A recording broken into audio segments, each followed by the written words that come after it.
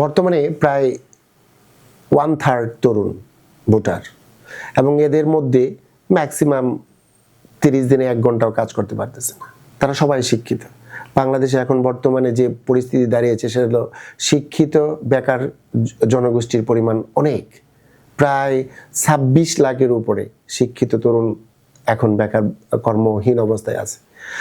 বিএনপির ভারপ্রাপ্ত চেয়ারম্যান জনাব তারেক রহমান তার 31 দফায় উনি সুস্পষ্টভাবে বলেছেন যে যদি জনগণের প্রত্যক্ষ ভোটে ক্ষমতায় আসতে পারে তাহলে আগামী রাষ্ট্র ক্ষমতায় আসার পর 180 দিনের মধ্যে উনি 1 কোটি তরুণের কর্মসংস্থানের ব্যবস্থা করবেন। এটা কিভাবে করবে সেই ব্যাপারে আজকে আমি আপনাদেরকে কিছু দিক নির্দেশনা দিতে চাচ্ছি।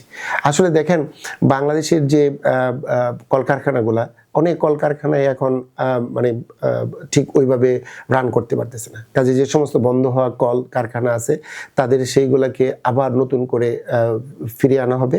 ফিরিয়ে আনার মাধ্যমে এখানে কর্মর একটা ব্যবস্থা করা হবে। তারপরে দেখেন, বর্তমানে বাংলাদেশে ফ্রিল্যান্সিংয়ে পৃথিবীতে প্রায় 3rd পজিশনে আছে।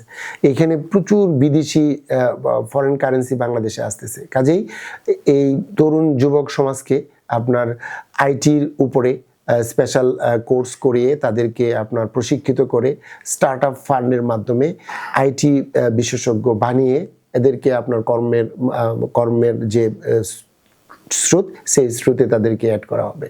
তারপরে দেখেন যে বাংলাদেশে যে সামুদ্রিক যে সম্পদ রয়েছে, সেই সামুদ্রিক সম্পদের যদি মানে কিছু অংশ আপনার মনে করেন যে করা যায়, আপনার আহরণ করা যায়, তাহলে এইখানে প্রায় 50 লাখের উপরে আপনার তরুণ সমাজকে কাজে এনগেজ করা সম্ভব।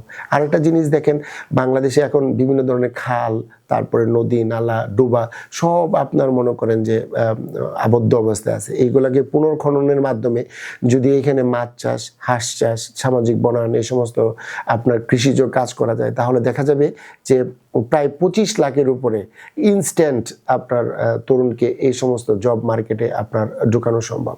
তারপরে আরেকটা সেক্টর আছে, সেটা হলো দেখেন আমাদের বিভিন্ন ধরনের স্টার্ট আপ বিজনেস আছে। আমরা যদি স্টার্ট আপ বিজনেসের মাধ্যমে উদ্যোক্তা তৈরি করতে পারি এবং তাদের যদি আমরা সহজীকরণভাবে ওনাদের এই ফান্ড দেওয়া হবে, বিভিন্ন ব্যাংক বিমা প্রতিষ্ঠানগুলো তাদেরকে ফান্ড দিবে এবং বিনা সুদে ফান্ড দিবে, বিনা গ্যারান্টার হিসেবে ফান্ড দিবে, যাতে তারা স্টার্ট আপ ব্যবসাগুলি করতে পারে। তাহলে তারা আত্মনির্ভরশীল যে সমস্ত জব আছে সেই সমস্ত জবে তারা যাতে এনগেজ করতে পারে। কাজেই তরুণদেরকে কর্ম সহায়ক যে পরিবেশটা, সেই পরিবেশের জন্য শিক্ষা খাতে আপনার বিশেষ বরাদ্দ দেওয়ার ব্যবস্থা করা হচ্ছে।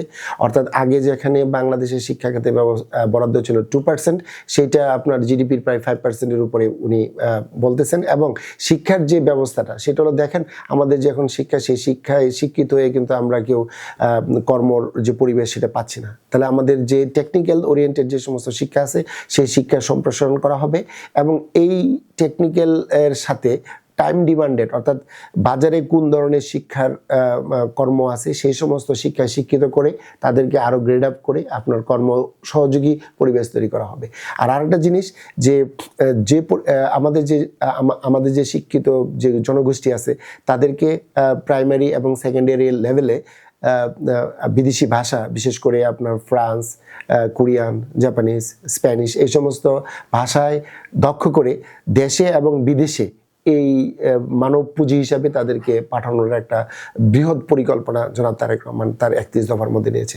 তার মানে কি, একজন শিক্ষিত তরুণের যে শিক্ষা গ্রহণের পরে তার যে চাকরি, যদি কোনো কারণে তার চাকরি দেরি হয় তাহলে উনি কিন্তু বলেছেন যে তাদেরকে বেকার ভাতা দেওয়া হবে। তার মানে শিক্ষিত তরুণ যাতে কোনো ক্রমে কর্মহীন না থাকে তার জন্য যত ধরনের সহায়ক পরিবেশ দরকার, সমস্ত সহায়ক পরিবেশ জনাব তারেক রহমান তার 31 দফার মধ্যে নিয়ে এসেছেন।